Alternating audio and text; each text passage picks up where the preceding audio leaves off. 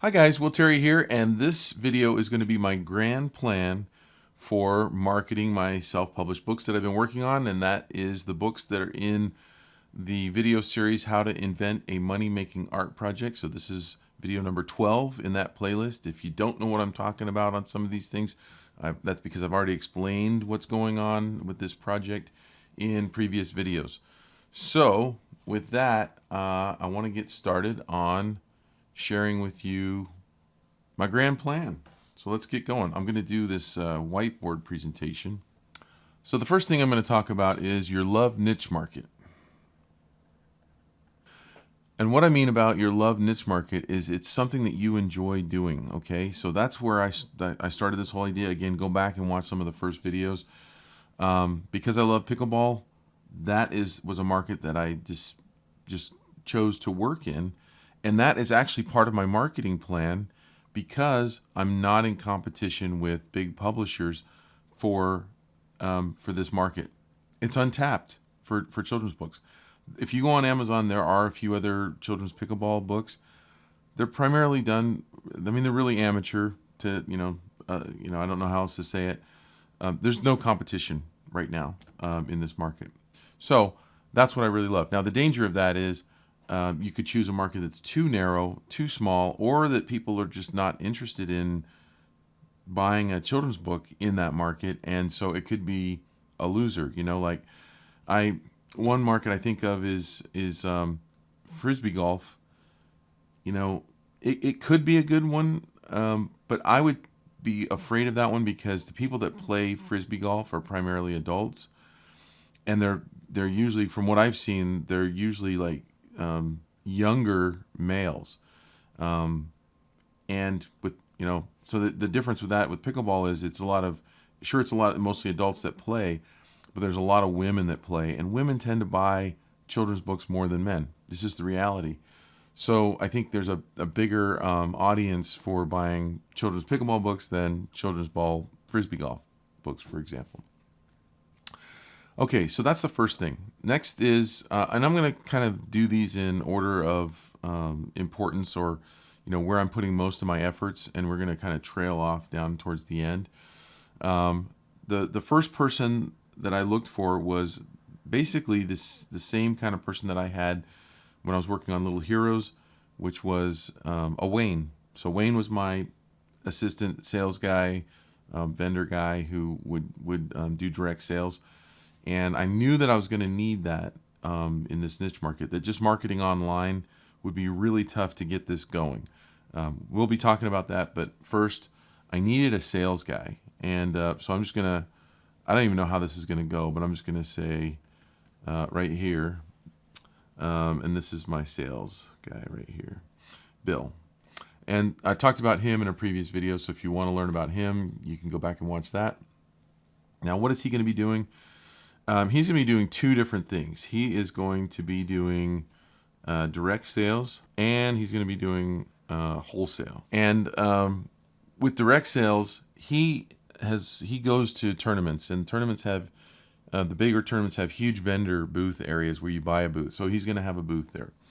So that'll be one thing that he'll do, is sell at a booth, which in the system that we have set up, or the business plan we have set up, he will buy his booth space like he's always been doing, and he'll run his business separate from mine.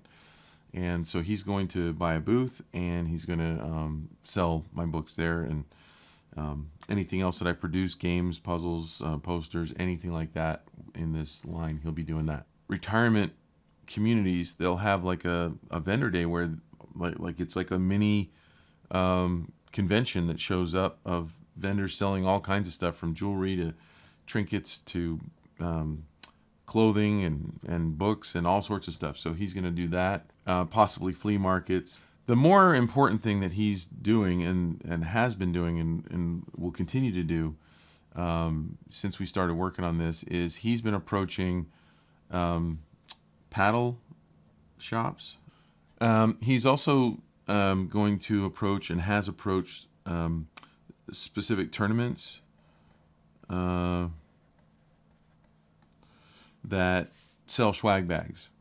and that offer, like gifts and stuff. So he's going to see if he can get. He's actually been successful in getting his therapy tools included in those before.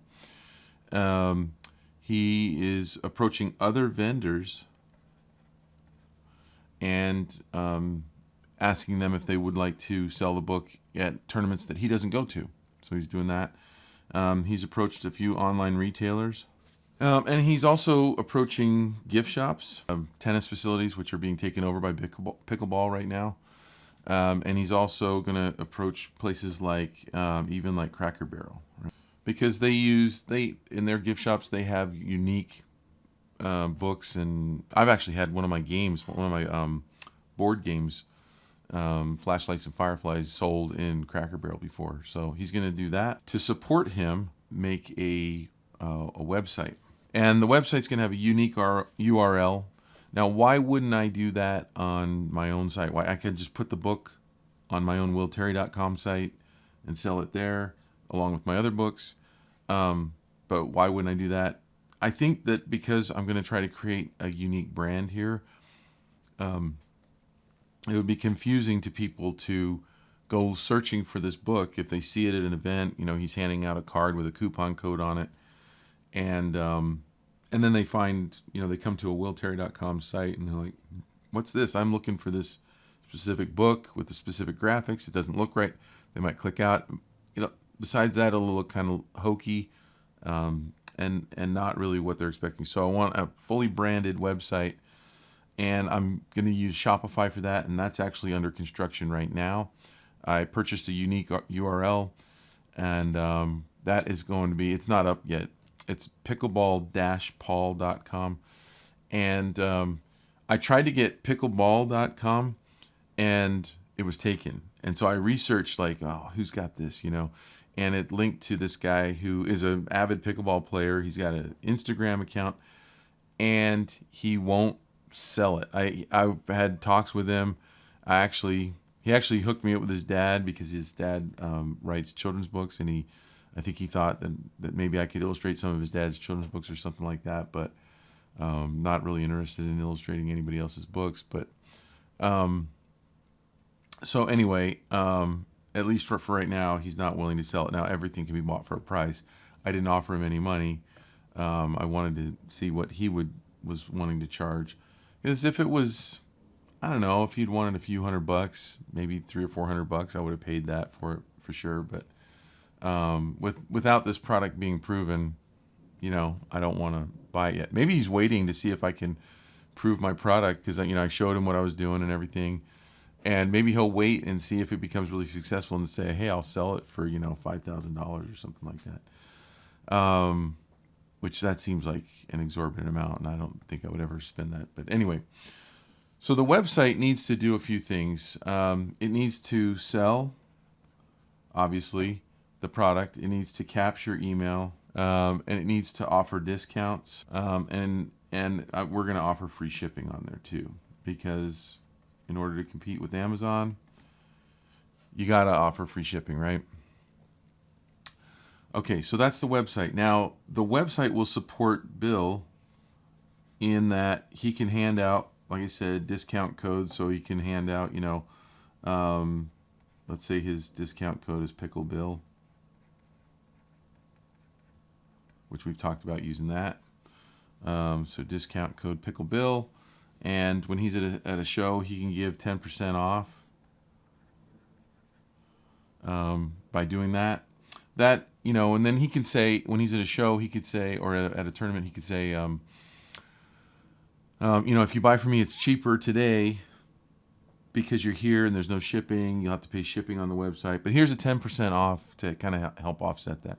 Then when they get there, if they really don't buy from him at the tournament, then when they get to the website, at least they've got that 10% code, and they've got the option for free shipping if they buy a couple of items. So we'll definitely offer that.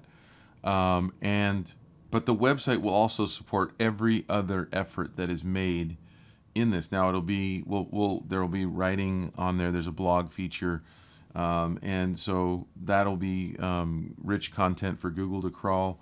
So the website will have Google pointing to that, right? I guess that goes this way, pointing to the website. And so those are the first things. Getting a website up and running, and for me, working in a niche market, getting someone that can do direct sales. I would, if you were choosing a niche market, I would definitely choose one where there are vendor opportunities. I don't think I would choose one without something like that unless there was some amazing online only marketing opportunities. I don't know. It just, to me, it seemed really safe to have someone willing to go out who's motivated, and that is so important. Bill is so motivated to do this. He's still working on his retirement as I am, and so he's really looking forward to the books getting here. I would be very hesitant to hire someone or to work with someone who isn't motivated. I mean, like, this is a huge part of my marketing efforts is the direct sales, and so I had to find the right person to work with to do that.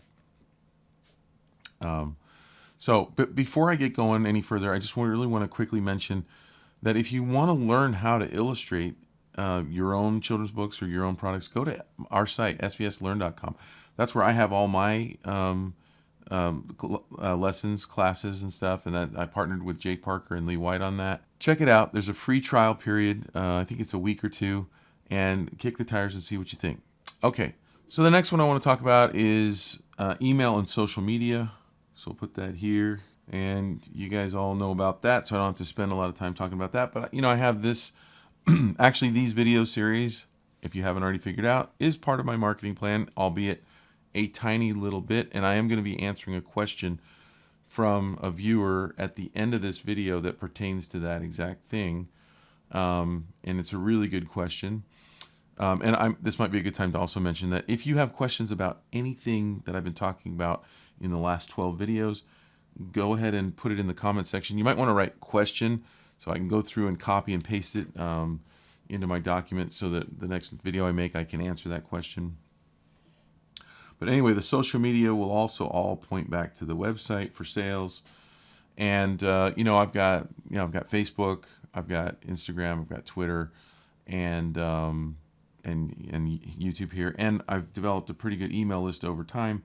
Now, most of my sales aren't going to come from you guys watching, because most of you guys aren't into pickleball, and like, even if you have kids, some people are going to be going, well, I don't even know if I really want a children's book with pickleball in it, because we don't even know what pickleball is. And so I have a theory that most of my people will fall into that camp. They're like, well, it's neat that he's got another children's book, but it's not really for me. I will say this to plug the story of the children's book. It can be enjoyed by anyone who's not even in pickleball, because it's a hero's journey story, and it's not pickleball specific. It could be applied to any sport or any challenge that someone goes through. There are some pickleball specific terms, and they are playing pickleball towards the end of the book, but it's about the characters and the struggles and trials that they go through. And I did that on purpose because I want the book to have a broader reach. I don't want it to be, I didn't want it, and also it was more fun to write an actual story. I felt like kids would relate to it more if it was an actual story rather than, like, this is how you play pickleball. Or there are Facebook groups, and these Facebook groups, there are so many, and they've got like, I've joined like 5 or 6 of them, and they're all about pickleball. Well, because I play pickleball every day, and I just played my first tournament, I know how to talk to these people, and it's fun. They're talking about the same kind of things that I'm interested in. So I can be in there, I can talk about stuff, and when the time comes, I can say, hey, I'm so excited. I just released a children's book on pickleball. Here it is. I won't give them the website. Most of those groups don't want you selling in there. So all I do is mention it.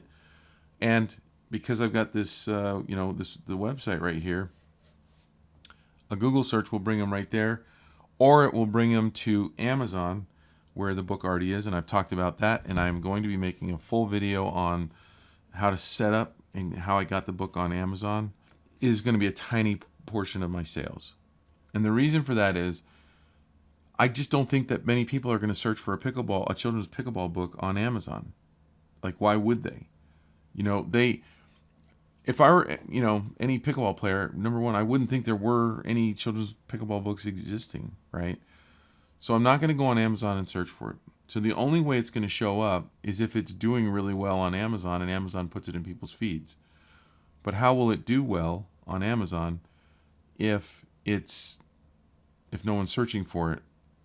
And so I feel like it's this endless cycle of doom on Amazon.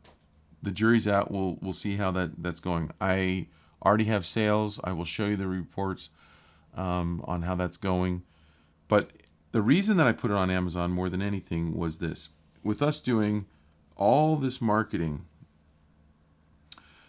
for Pickleball Paul, there will be a portion of people that will always go, I wonder if it's on Amazon cheaper. So they might take a picture of the book when they're at a tournament. They might take a card. They might just remember it. They might see it online somewhere in a Facebook group. And they might go, I wonder if it's on Amazon. Oh, it is. Oh, and it's cheaper. It's much cheaper. Well, that's because it's a softbound, which it clearly states. It's also Kindle version. And so for $13 with Prime shipping, they can get it. And for the audience that won't buy at the higher price point, Amazon is here to pick up those sales that would have otherwise been lost. The coolest thing about Amazon, and I'll get more into this in the video that I make just specifically on Amazon, is that it's free. So I'm already going through all this effort. It doesn't cost me anything to put it on Amazon. Now, it did cost me a little bit for my designer because I didn't want to do the work resizing and reformatting to put it on Amazon. But that's something that's pretty easy. I just didn't have time. It was easier for me to pay for her. I'll share how much that cost in the Amazon video. Okay, so we got Amazon going on as one of the marketing tools that I'm using to pick up extra money that is just basically laying out there on the table.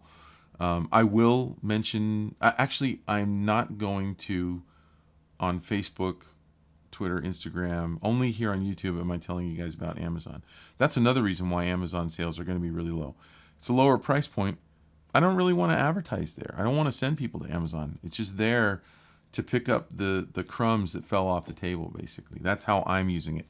I'm not saying that that's the way to use it, but with my marketing plan, I had to think about how this could all work. And I didn't want to cannibalize sales by really pushing people to Amazon. So Amazon only gets the soft cover, not putting my hardback books on Amazon. That could be a mistake. And I could change that later on. I could decide, hey, now it's time to put books on Amazon. I was talking to a guy the other day who's actually the developer for my website, who has a multi-million-dollar brand, that company that he and his partner work on, and they have a staff that run it. And he was saying that that Amazon is killing it for their product, and they don't sell books; they sell bags and packs and travel bags and stuff like that. And he says that they're killing it, that their direct sales are starting to get gobbled up by Amazon. So Amazon's a beast. Okay, next thing. So I got Facebook groups. I'm going to say another aspect besides Facebook groups, and we can put it over here. So Facebook and Instagram ads. And obviously those are going to point back to the website as well. But we could get to a point where it's worth it to pay for those. It's very expensive. And you have to be really careful with Facebook and Instagram paid ads, because you can spend up all your profits basically trying to sell books. So if I end up doing that, if this product line is successful enough, if we're selling enough books, I'll definitely venture in there. I will hire a marketing team to run those ads for me, to make and run those, because it is way too complex for me. I did that with What They Don't Teach in Art School and sold a lot of books that way. But it is tricky, and it does get expensive, and sometimes you feel like you're just spending $1 to make $1. And there used to be a heyday for Facebook ads. A lot of the marketers agree that, about what was it? Maybe in 2017, 18, Facebook was undercharging for the value of their ads, and now a lot of marketers think they're overcharging for the value of their ads. It really depends. If you have a product that's really interesting and you can target, which I think we could on this because pickleball people are so easy to find on social media, it could become really profitable. You just don't know until you try it and you test ads, you A/B test ads. So that'll be something that I'll think about doing in the future. And when I do, I will share it on this video series. Again, I'm going to share everything. I'm going to share all my stats, all my costs. I did a cost video to date.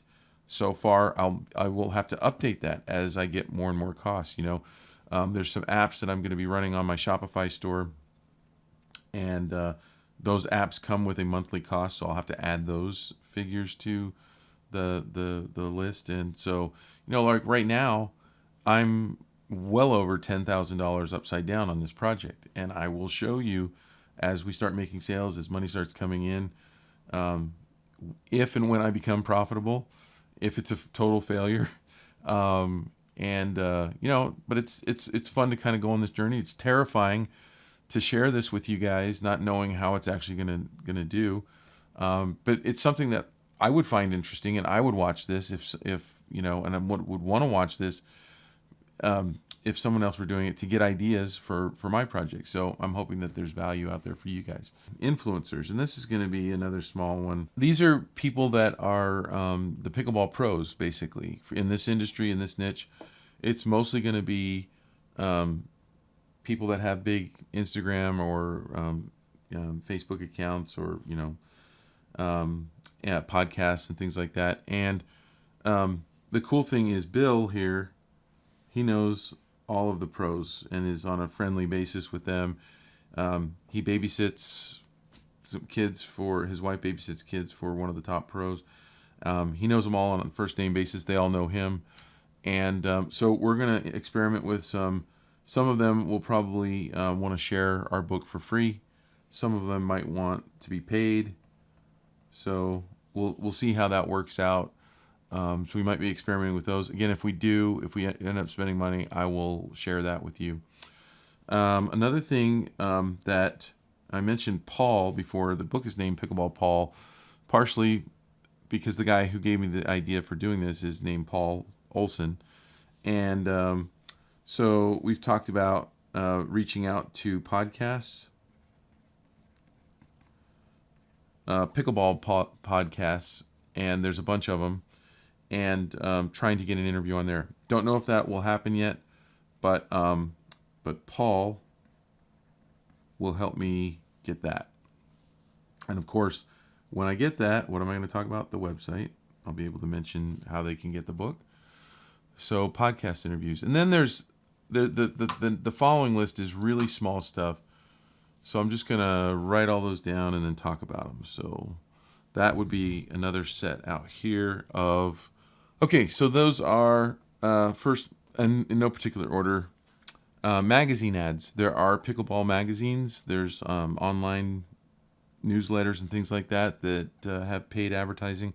I might experiment with some of those. If I do, I'll share it in a video. I've thought about trying to do some school visits locally down here in Arizona because pickleball is starting to work its way into the schools. So we'll test and see if there's any interest there. I don't really want to spend a lot of time doing school visits, but what I've figured is I would offer them for free, perhaps, if they sell 100 books. If they sell 100 books, I can walk away easily in a day with probably a profit of $1,500 to $2,000. So totally worth it to offer that for free. And I am aware that I used to do school visits and get paid quite well for doing those. But to offer it to a school for free is pretty easy. If all they do is take order forms around and sell books to the kids and stuff. Don't know if I want to spend a lot of time doing that, but it's an idea that I had, so I'm just kind of putting it down here. I don't really have a plan to really work on that anytime soon. And then submitting to review sites. There are some sites that review self-published books. I don't know how successful that would be, but I don't think it would hurt to submit my book for those sites and see if they want to review them. I'm not going to pay for any reviews. So if I don't find any that aren't paid, I'm not going to do it. And they probably are all paid, but it's an idea. And when I have these ideas, I just write them down on a list and include them. So there's that. And then the next thing, the last thing is thank you cards. So those thank you cards will go in every order that we pack to ship out. And, how is that part of marketing? Well, there will also be a coupon code, a discount code for their next order. And hopefully by the time, hopefully it doesn't take us too long to get the second book out and then the third book. And, if I ended up doing a puzzle and things like that. So there's more things to buy on the site. So that's pretty much everything. And in my marketing plan right here, this is kind of the overarching thing. I will go into detail on these different things in different videos. Now, before I wrap this up, I definitely want to answer, because it fits so well with this video, the question from Point and Shoot Video on YouTube on the last video, number 11 in this series. He or she says, you definitely lucked out with Bill. You are absolutely right. I certainly did. But I also lucked out with Wayne. And I think that if I'm huge on networking, okay, like that's you in order to be successful as an artist, entrepreneur, as a creator, you've got to be good at networking with people and be genuine. I mean, like, I am not looking to use Bill. He's not looking to use me. We have a symbiotic relationship. We love each other. We play pickleball together. He is an amazing person. He spent his life becoming an amazing person. He is a magnet for people. He has an attractive personality, fun to play games with. I could go off on that alone, on, like basically living in a way that people want to be around you and work with you. It's so important. The way that he plays, just from the way that you play a game, that you're not trying to get over on someone, that you're not trying to cheat, or you're not trying to, be a complete jerk and stickler on rules, that you're willing to play to win the war, not the battle, right? So I definitely lucked out with Bill. So he goes on to say, but how do you find someone to partner with when you're a nobody making your first book? Great question. Do you go to shows and talk to people who are selling other people's books? Are there broker websites? There's a lot of questions in here. So let me try to take these one at a time, because I have an overarching thing that I want to get to on this. But when you're a nobody making your first book, it's definitely tougher. I'm going to skip to the last part and answer that right now. He says, are you relying on name recognition at all? Purchasers of your other children's books or Little Hero series? So I kind of already answered that in that when I market this book on my social media and my email list, I don't expect to make hardly any sales. In fact, if that's all I had to go with was my name recognition on YouTube and my social media, I wouldn't make this book, because there's no way I could make it profitable, because I don't know enough people personally that would want to buy a pickleball book. Okay, so my main marketing is going through, unfortunately, Bill, which is actually really scary, because my business is really hinging on Bill at this moment. Now, as we get going, I will know a lot of other people, and Paul Olson is another great contact. So if something happened where I couldn't work with Bill, I would still survive. I would just have to it would be really hard, but I would have to really work hard to find someone who was interested in selling. I was at the tournament that I played in. I talked to several vendors who were also very interested in selling the book, but I couldn't give it to them because I said, well, I've already got a relationship with Bill, who's I'm going to work through to find other vendors. So if you want to sell the book, you'll have to talk to him. And that way I protect him and let him control where the book is going to be sold so that he's not competing with himself when he goes to a tournament. But I am not, this book will not be sold at all on my name recognition or I mean, maybe, I'm going to guess, maybe up to 500 sales of a book. That's not anywhere near, I'm printing 5,000. I wouldn't even break even if I only sold 500 books. So no, it helps because every one of those sales is going to offset the risk, right? So there's no question that my name recognition will help a little tiny bit. But I'm not looking to sell 5,000 books either, you guys. I want to go into reprinting on these books. Like I would love my next order to be 10,000 books. That's what I'm shooting for. That's what I'm hoping for. So in no way would I do this project trying to just rely on my name recognition. So he says, do you go to shows and talk to other people who are selling books? That's kind of what Bill's going to do. Then he goes into broker websites. And I think what he's talking about there is because in other videos I talked about the book broker that got me the really good price. If you haven't watched that video, I don't know what number it is now, but it's in the playlist, How to Invent a Money-Making Art Project. So you can see I've got like a number on the thumbnail of every one of these videos. But the broker that I found was by talking to other people.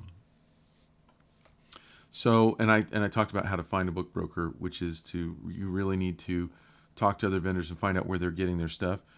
Artists are a lot of artists are pretty savvy and they don't want to spend a lot of money. So a lot of them really do a lot of research at like comic conventions, at other conventions where there are vendors, booths and stuff. And a lot of them will tell you where they got it and give you a contact. And that's really, I think, the best way to find a good vendor. Don't stop at the first one. A lot of people pointed me to Print Ninja, and their prices were at more than double what I ended up getting on what they don't teach in art school. Also, there are thousands of children's books on the market and Amazon. What is about your book, outside of appealing to the pickleball crowd, that makes it stand out from other books? Nothing. It's not going to stand out on Amazon. I don't believe. I don't think it. I have a feeling that it won't do that great over time on Amazon, but that what it will do is be a little tiny net that is just catching money every single day. Maybe there'll be days that it skips catching any money at all, but it's like it's like a fishing line, like it's like it's like a dip net like they use in Alaska, or one of those fish wheels. I'm like geeky about that stuff. I love outdoor shows, and they have these fish wheels that they set them, and Google that, fish wheel, in Alaska rivers, and the current of the river makes the wheel spin. They're massive, and they just salmon, swim into the wrong place, and they get scooped up and set off to the side. And that's really what Amazon is for me. It's just another net that'll be out there bringing in money for free, and so that's why I have that out there. So that's basically his question, and it's not going to be done on name recognition, and I actually really like that too. And the same thing was with Little Heroes. That wasn't on name recognition either. When we would go to a comic convention, no one knew me. I came from the children's book world. Why was that brand successful? Because it filled a need. It was a novelty that people didn't know about, that tickled them in one way or another, and it was really the cleverness of the ideas that we came up with that sold that. That's really what it was. It was a creative line of ideas that made people laugh, and that made people want to, with the tie-in with the pop culture characters that I did. Really made people want to own them. That they didn't know me at all. Just stranger. They didn't even know that I was the artist. So they come up to our booth and they're like, "Oh wow, where'd you guys get these?" I'm like, I drew them. Oh, you drew them.